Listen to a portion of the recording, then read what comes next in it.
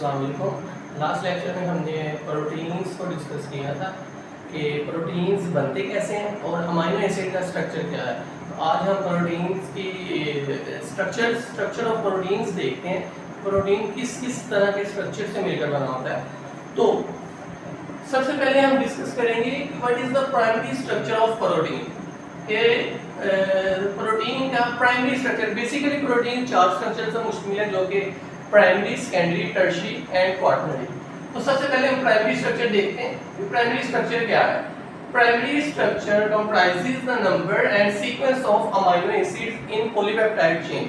मतलब कि जो प्राइमरी स्ट्रक्चर है वो नंबर और सीक्वेंस पे मुश्तमिल होता है, किसके? अमीनो एसिड के। अमीनो एसिड के नंबर और सीक्वेंस पर प्राइमरी स्ट्रक्चर मुश्तमिल होता है। तो सबसे पहले एफ सेंजर साइंटिस्ट था जिसने प्राइमरी स्ट्रक्चर स्टडी किया। किसका किया? इंसुलिन का। इंसुलिन का एफ सेंजर ने प्राइमरी स्ट्रक्चर डिस्कवर किया, स्टडी किया। तो उसे क्या मालूम हुआ? उसने देखा कि जो इंसुलिन है ये 51 अमीनो एसिड पे मुश्तमिल है। जो इंसुलिन है ये 51 अमीनो एसिड पर मुश्तमिल है और 2 चेन्स पे मुश्तमिल है। एक चेन में 21 अमीनो एसिड होते हैं और दूसरी चेन में 30 अमीनो एसिड होते हैं। बात की समझ आ गई है? तो इंसुलिन है ये 51 अमीनो एसिड पर मुश्तमिल है और ये 2 चेन पे मुश्तमिल है। एक में 21 अमीनो एसिड है और दूसरी में 30 अमीनो एसिड है। ये तो हमने देखा है कि अमीनो एसिड है, लेकिन हमने लास्ट लेक्चर में ये भी देखा था कि पेप्टाइड बॉन्ड कैसे बनता है। 2 अमीनो एसिड में एक पेप्टाइड बॉन्ड होता है, 3 अमीनो एसिड में 2 पेप्टाइड बॉन्ड होते हैं और इसी तरह फर्दर आगे चलते हैं। तो इसमें हम देखते हैं मतलब एक कम कर देते हैं। बात समझ आ गई है? जितने अमीनो एसिड है उससे एक कम पेप्टाइड बॉन्ड होगा। तो हम देखते हैं कि एक चेन में 21 अमीनो एसिड है तो उसमें पेप्टाइड बॉन्ड कितने होंगे जी? 20। बात की समझ आ गई ना? एक कम कर देना है। और एक में 30 अमीनो एसिड है, इसमें पेप्टाइड बॉन्ड कितने होंगे? 29। एक कम कर दिया, उतने पेप्टाइड बॉन्ड होंगे। जितने अमीनो एसिड होंगे एक कम कर देंगे तो वो क्या बन जाएगा? उसके पेप्टाइड बॉन्ड बन जाएगा। और एक बात समझने वाली है कि जो दोनों चेन्स हैं ये आपस में डाइसल्फाइड बॉन्ड से जुड़े हुए हैं। बात की समझ आ गई? दोनों चेन्स आपस में डाइसल्फाइड बॉन्ड से जुड़ी हुई हैं। तो एफ सेंजर ने इंसुलिन का देख लिया। एक इसमें फर्दर एग्जांपल है, वो तो है हीमोग्लोबिन। कि हीमोग्लोबिन का मॉलिक्यूल जो है ये 4 चेन्स पे मुश्तमिल है। टोटल इसमें 574 अमीनो एसिड होते हैं। टोटल अमीनो एसिड हीमोग्लोबिन में 574। तो ये 4 चेन्स पर मुश्तमिल है। 2 अल्फा चेन्स है, 2 बीटा चेन्स है। अल्फा चेन्स 141 अमीनो एसिड पर मुश्तमिल है और बीटा चेन्स 146 अमीनो एसिड पर मुश्तमिल है। और सेम वही स्केड्यूल है कि दोनों चेन्स आपस में डाइसल्फाइड बॉन्ड से जुड़ी हुई हैं। एक है सोड आएगा इधर, डाइसल्फाइड बॉन्ड। दोनों चेन्स आपस में डाइसल्फाइड बॉन्ड से जुड़ी हुई, 2 अल्फा चेन्स है, 2 बीटा चेन्स है। और इसमें पेप्टाइड बॉन्ड कैसे कैलकुलेट हो जाएंगे? ये वाले जो है ये पेप्टाइड बॉन्ड है, पेप्टाइड बॉन्ड। मतलब अगर 141 अमीनो एसिड है तो पेप्टाइड बॉन्ड 140, 141 तो 140, 146 तो 145, 146 तो 145। बात की समझ आ गई है? तो एफ सेंजर ने इंसुलिन का स्ट्रक्चर देखा और उसकी नेक्स्ट जो है एग्जांपल वो हीमोग्लोबिन की है। तो एक इसमें पॉइंट नोट करने का है कि एक डिजीज आती है पेपर में, what is sickle cell haemoglobin. ये सिकल सेल हीमोग्लोबिन क्या है? तो अगर हम नॉर्मल हीमोग्लोबिन देखें और सिकल सेल हीमोग्लोबिन, इन दोनों में क्या फर्क होगा?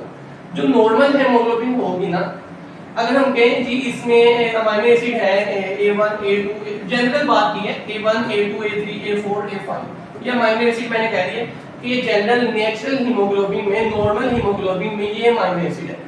लेकिन जो सिकल सेल हीमोग्लोबिन होगी उसमें क्या होगा? उसमें एक अमीनो एसिड की पोजीशन चेंज हो जाएगी। बात समझ आ गई है?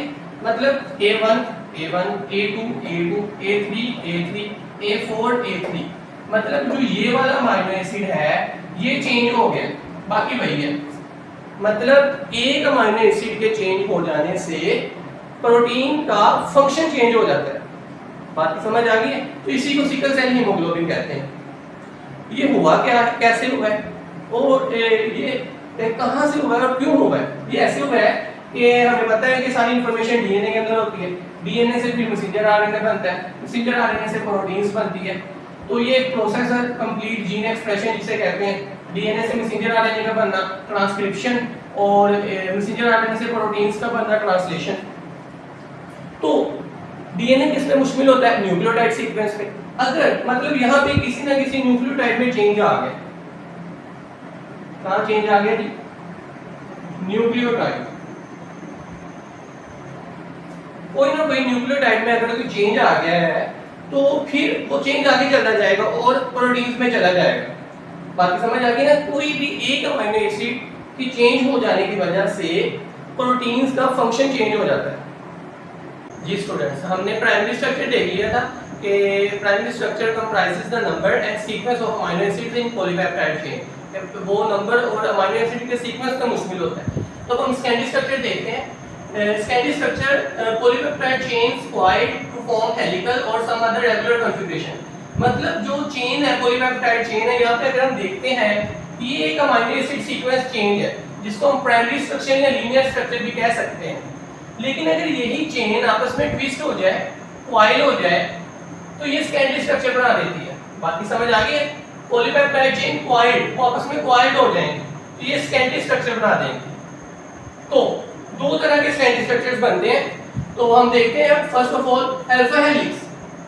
अल्फा हेलिक्स स्कैंडी स्ट्रक्चर है, हेलिकल स्ट्रक्चर है ये। अगर हम ये मार्कर देखते हैं तो ये इसके इर्द गिर्द अगर ये अमीनो एसिड सीक्वेंस ट्विस्ट हो जाए तो इसको अल्फा हेलिक्स कहेंगे। तो यहाँ पे मैंने एक डायग्राम बनाई है, यहाँ से हम देखते हैं ये इनमें अमीनो एसिड सीक्वेंस स्ट्रक्चर है लेकिन ये ट्विस्टेड फॉर्म में है। ये देखें, ये ट्विस्टेड फॉर्म में है और इनको स्टेबलाइज क्या करता है? इनको स्टेबलाइज करता है कि हाइड्रोजन बॉन्ड।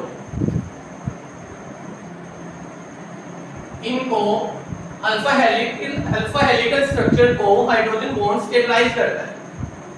तो ये एक ज्योमेट्रिकल या सिमेट्रिकल स्ट्रक्चर बन गया। यहाँ पे एक बात नोट करने वाली है कि there are 3.6 amino acids in chain। मतलब ये एक प्रॉपर सिमेट्रिकल स्ट्रक्चर है कि यहाँ पे 3.6 अमीनो एसिड होंगे। तो ये तो था अल्फा हेलिकल स्ट्रक्चर। लेकिन अगर हम बीटा प्लेटेड शीट या बीटा प्लेटेड स्ट्रक्चर देखें तो beta pleated sheet is formed by the folding back of polypeptide. मतलब अगर हम कोई पेपर ले लें तो अगर हम उसको फोल्ड करते जाएं तो वो एक बीटा प्लेटेड शीट नुमा स्ट्रक्चर बन जाएगा। ठीक है, folding back of polypeptide chains into itself, तो ये बीटा प्लेटेड स्ट्रक्चर बन जाता है। तो ये भी सेम हाइड्रोजन बॉन्ड्स की वजह से ये स्टेबलाइज है, ये भी हाइड्रोजन बॉन्ड है। तो हाइड्रोजन बॉन्ड बन किसमें रहा? यहाँ पे H और यहाँ पे O। ये सारे अमीनो एसिड के स्ट्रक्चर्स हैं इनके दरमियान, लेकिन ये ट्विस्टेड फॉर्म में है। तो यहाँ पे O और H के दरमियान हाइड्रोजन बॉन्ड बन रहा है, फिर O और H के दरमियान हाइड्रोजन बॉन्ड बन रहा है, O और H के दरमियान, O और H के दरमियान, मतलब बहुत सारे हाइड्रोजन बॉन्ड्स मिलके इस स्ट्रक्चर को स्टेबलाइज करते हैं। तो नेक्स्ट हम देखते हैं क्वाaternary स्ट्रक्चर।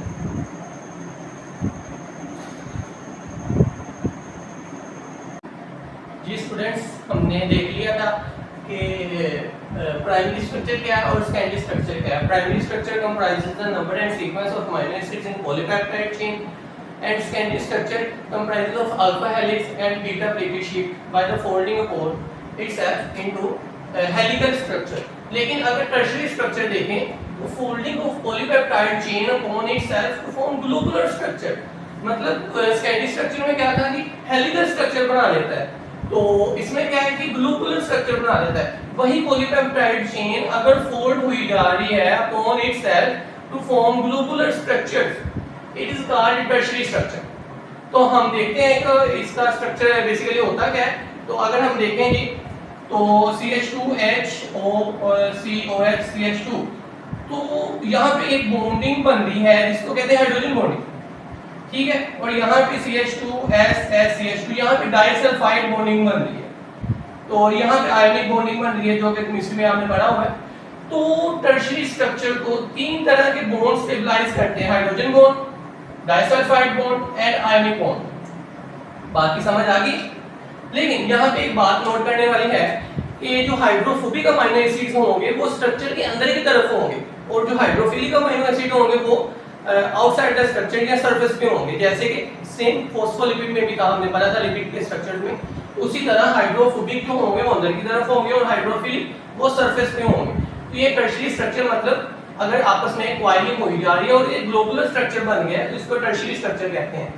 लेकिन अगर हम क्वार्टरनरी स्ट्रक्चर देखें तो एग्रीगेशन ऑफ टर्शियरी स्ट्रक्चर्स मतलब बहुत सारे टर्शियरी स्ट्रक्चर्स ही अगर आपस में मिल जाएं तो इसको एक क्वार्टरनरी स्ट्रक्चर कह देते हैं। तो इसमें भी बॉन्डिंग होगी, हाइड्रोजन बॉन्डिंग, हाइड्रोजन बॉन्डिंग होगी, इसमें आयोनिक बॉन्डिंग होगी और हाइड्रोफोबिक इंटरेक्शन होंगे, हाइड्रोफोबिक इंटरेक्शंस।